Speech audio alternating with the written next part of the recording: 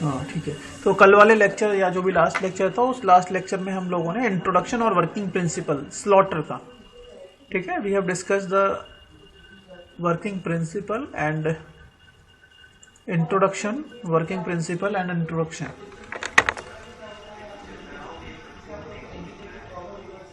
Working principle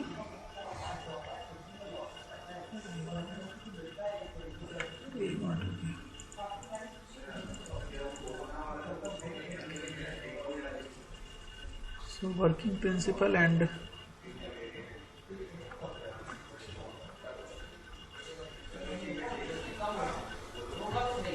introduction.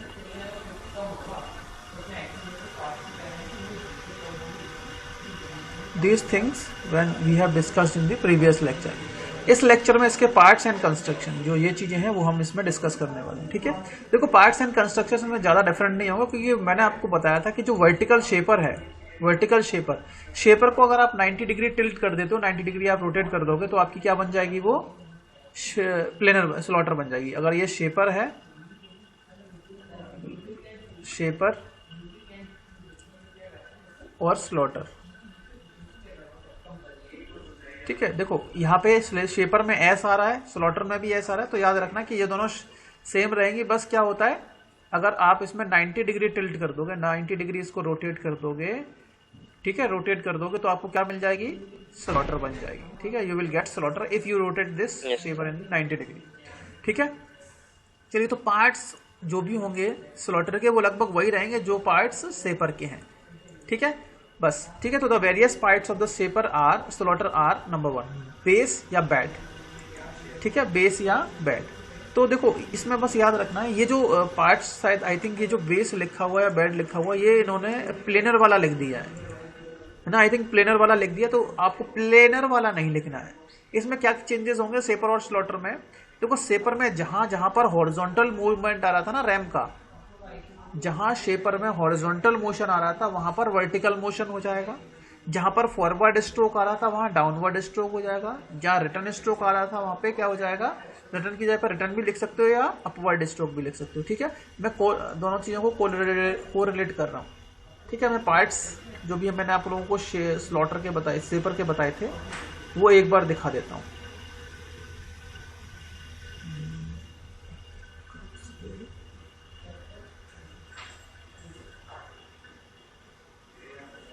ये तो planar का है, आपको यही लिखने हैं, ये लिखना है, जैसे बेस हो गया, ठीक है। तो बेस में आप क्या लिखोगे, स्लॉटर के बेस में it is used to support all the parts of, shaper की जगह पर क्या आ जाएगा यहाँ पर बेटा, शेपर की जगह पर यहाँ क्या लिखोगे बेस वाले में, शेपर की जगह पर क्या आ जाएगा यहाँ पर, स्लॉटर,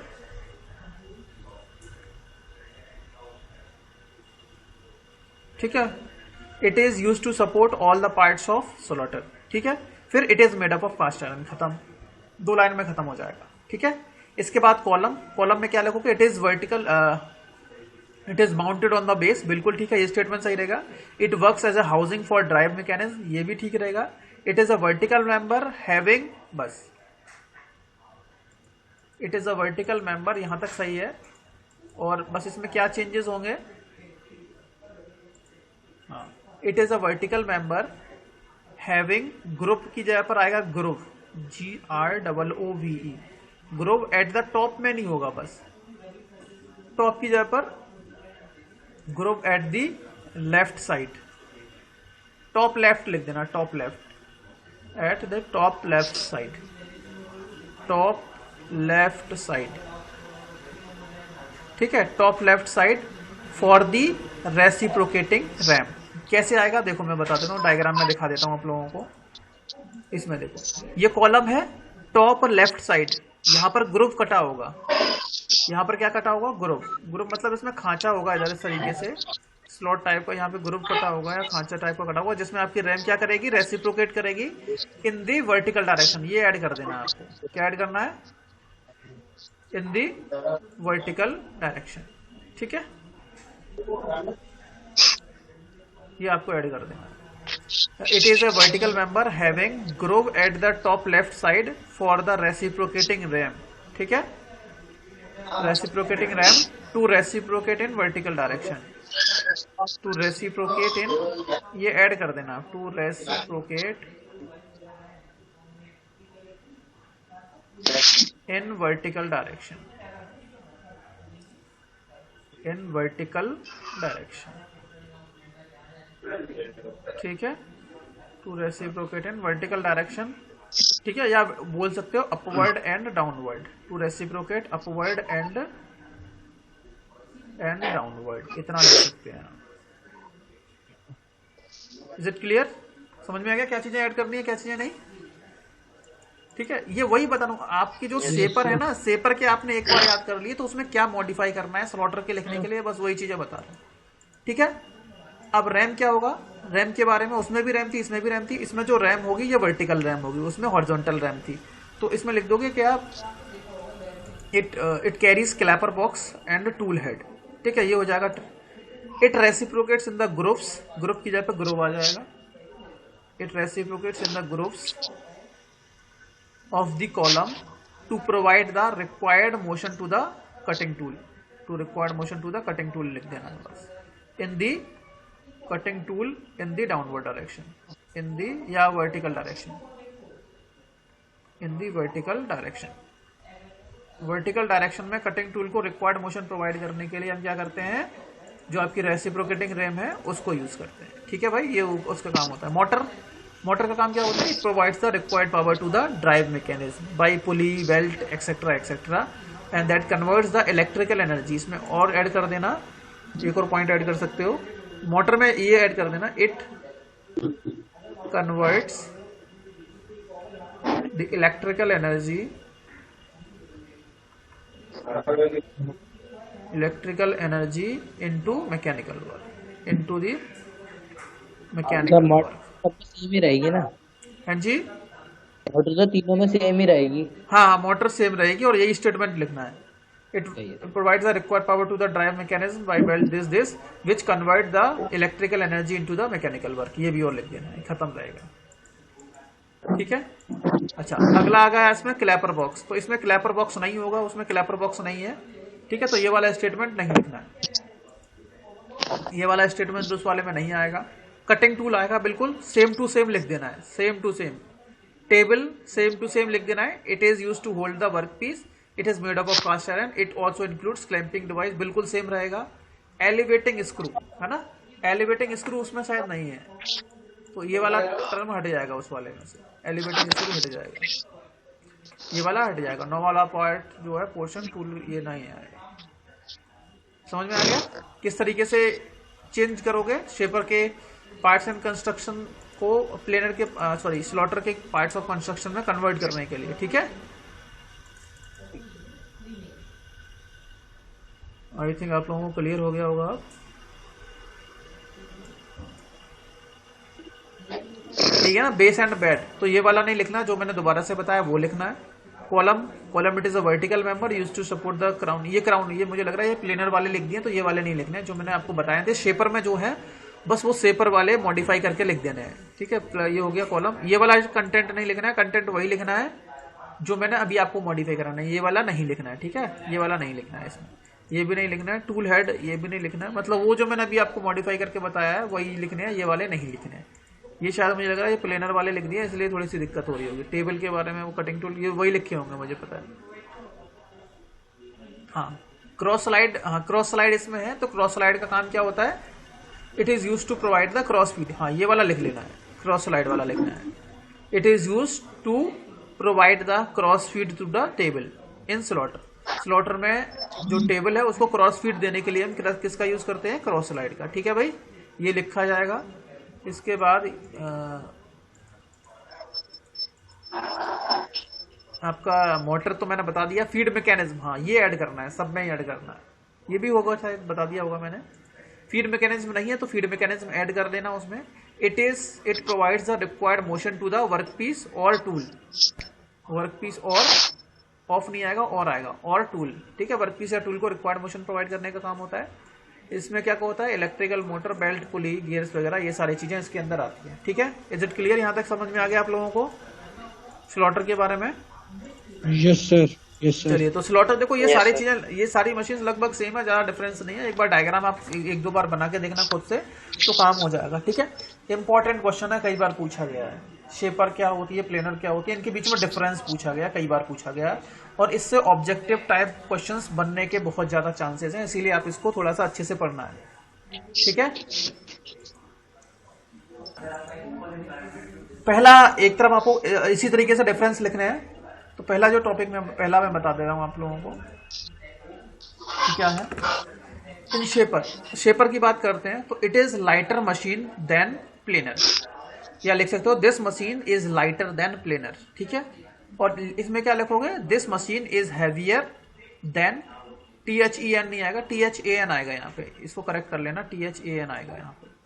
ठीक है, इट विल बी THEN नहीं, यहाँ पे THAN होगा। देन कंपेयर करते हैं तो ए वाला एन आता है। ठीक है, it is, this machine is lighter, lighter का मतलब क्या होता है, हल्का।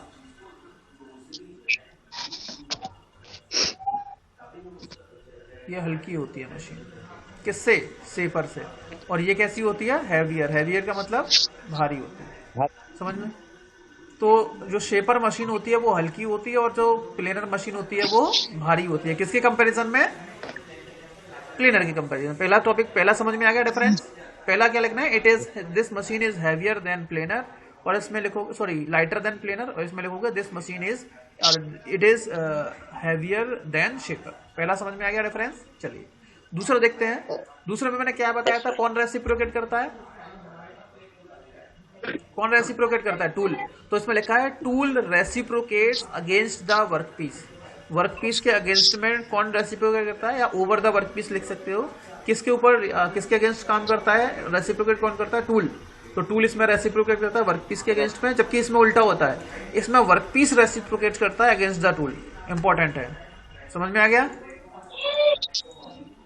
शेपर में क्या होता है, tool reciprocates against the stationary workpiece लिख सकते हो, और इसमें आप क्या लिखोगे, workpiece reciprocates against the tool, stationary tool. ठीक है, तीसरा पॉइंट क्या है, वर्कपीस इज स्टेशनरी, सही है ना, आपका वर्कपीस रुका हुआ रहता है।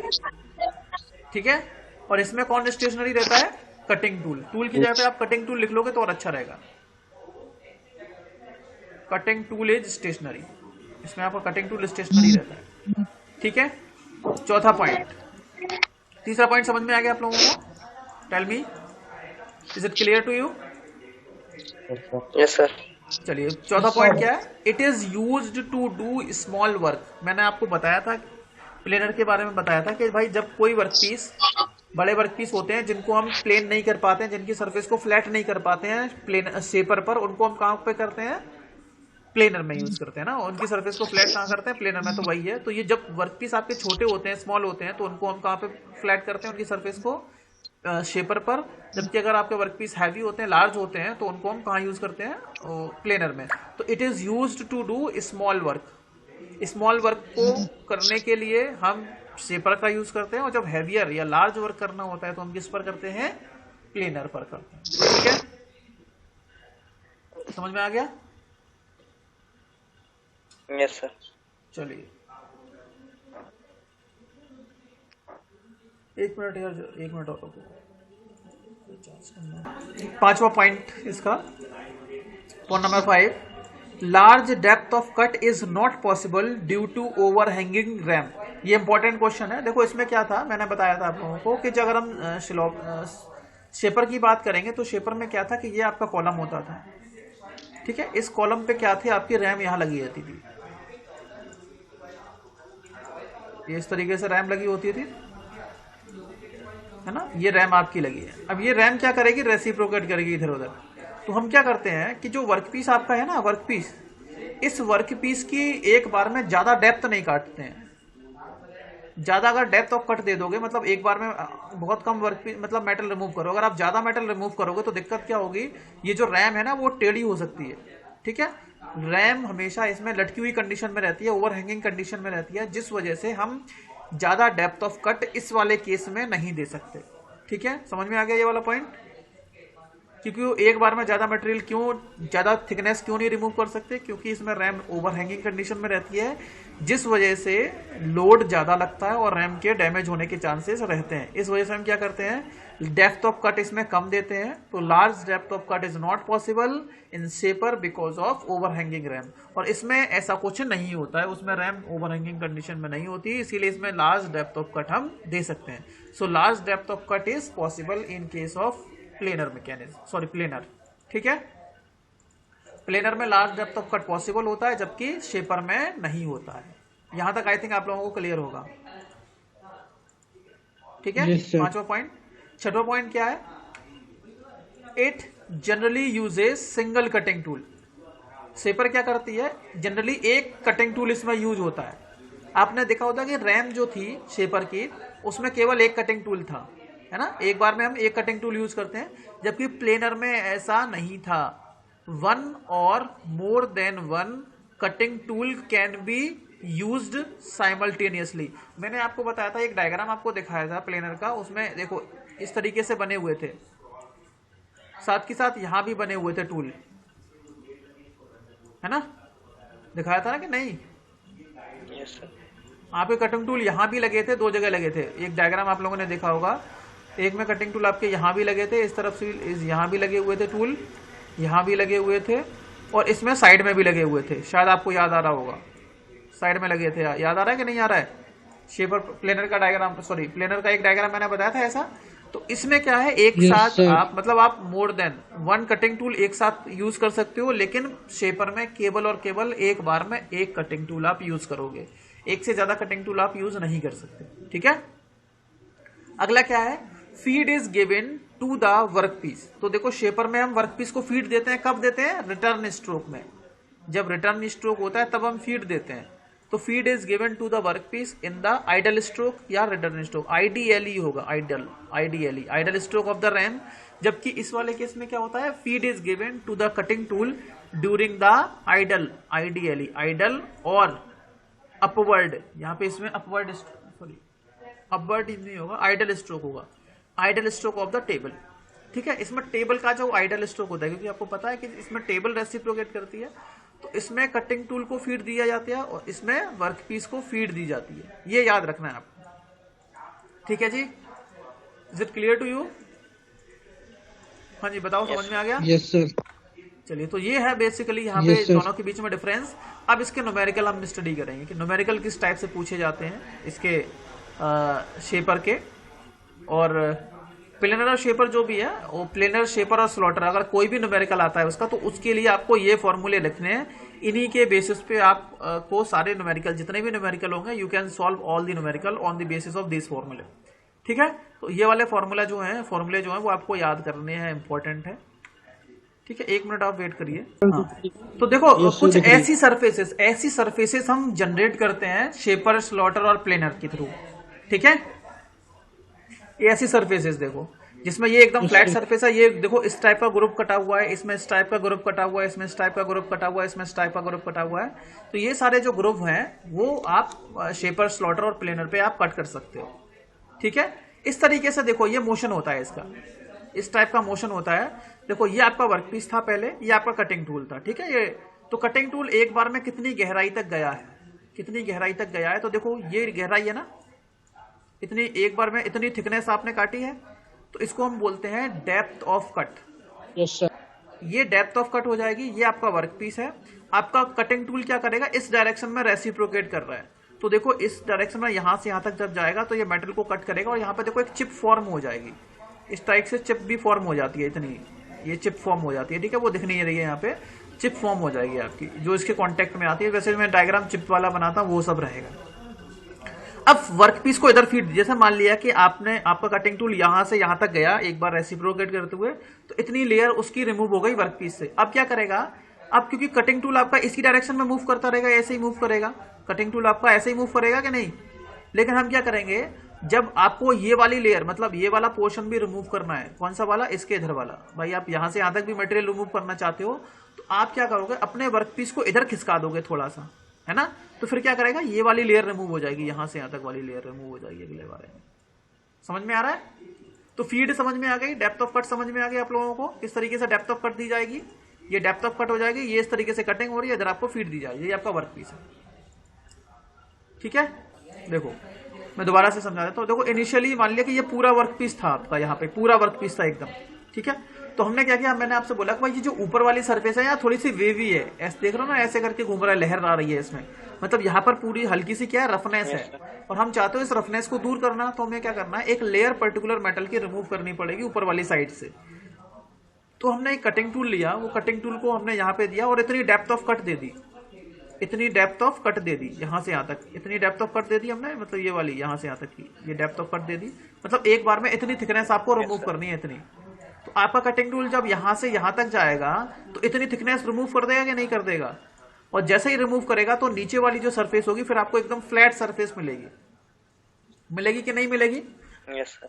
है ना, आपको एकदम फ्लैट सरफेस मिलेगी। अब जब आपका कटिंग टूल यहाँ से यहाँ तक मूव किया तो एक बार में सरफेस रिमूव हो गई, लेकिन आप देख रहे हो भाई रफनेस इधर वाले पोर्शन पे भी तो है, यहाँ भी तो रफनेस है।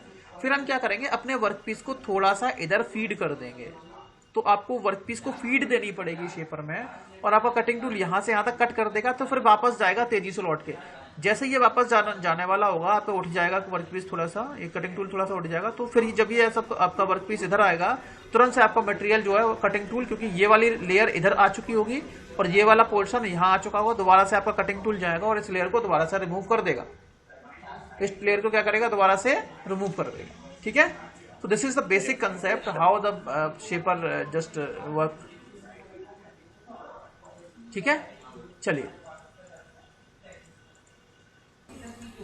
ये एक और डायग्राम है आपका शेपर का और शेपिंग मशीन का। ये कॉलम होता है, ये आपकी रैम होती है, इस तरीके से रेसिप्रोकेट करती है, कटिंग टूल लगा होता है, ये वाइस लगी होती है, ये आपकी टेबल होता है, नीचे स्क्रू जैक लगा होता है। ठीक है, जिससे ऊपर नीचे आप इसको मूव करा सकते हो।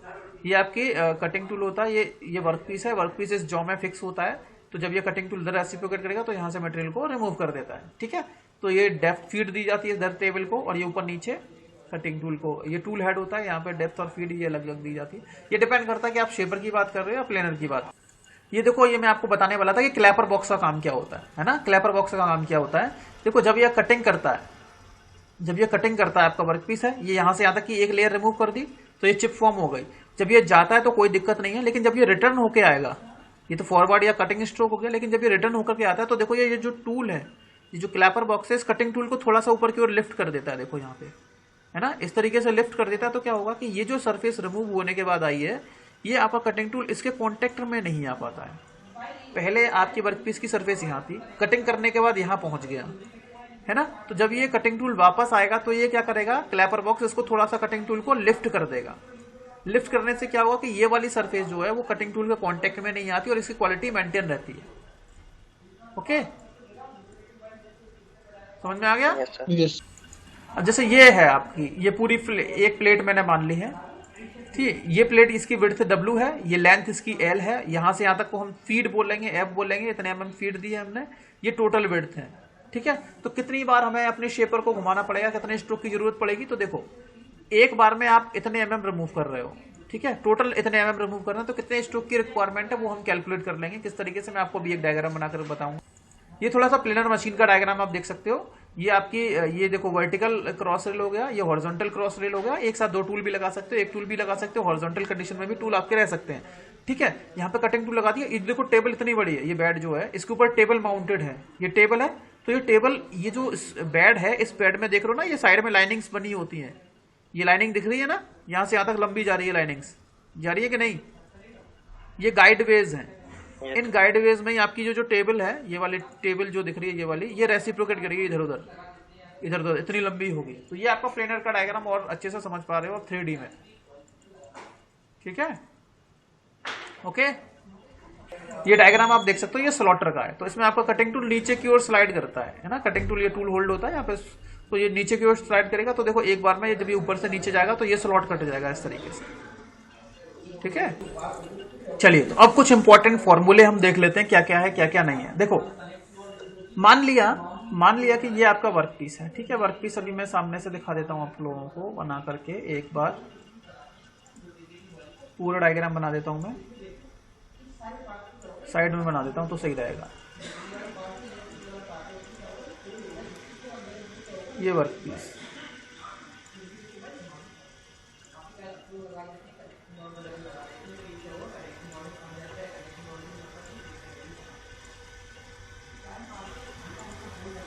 यहाँ से यहाँ तक,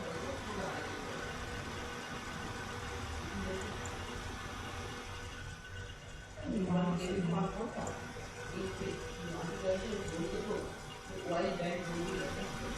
यहाँ से यहाँ तक, यहाँ से यहाँ से यहाँ तक।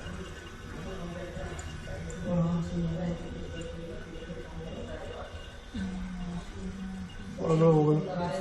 एक मिनट, दोबारा से बनाना पड़ेगा। मैं दोबारा से बना देता हूँ डायग्राम, है ना। ठीक है, ये आपका वर्क पीस समझ लेते हो। तो कटिंग के बाद है, ठीक है। अब देखो, मान लिया कि जो आपको कटिंग वर्क पीस था उसकी लेंथ ये है। ये क्या है वर्क पीस की length. Suppose this is the length of work piece. यहां से यहां तक की लंबाई है, ठीक है, समझ रहे हो।